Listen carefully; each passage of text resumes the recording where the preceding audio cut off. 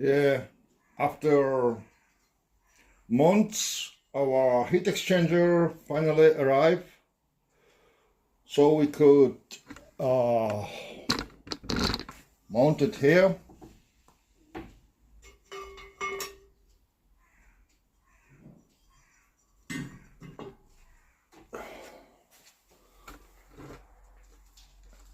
And it's gonna heat our water, circulate water in this radiator. And that's gonna be our heating source in this small shed. I know it's been a long time, but we finally get it, so we could proceed. Stay tuned for part 2,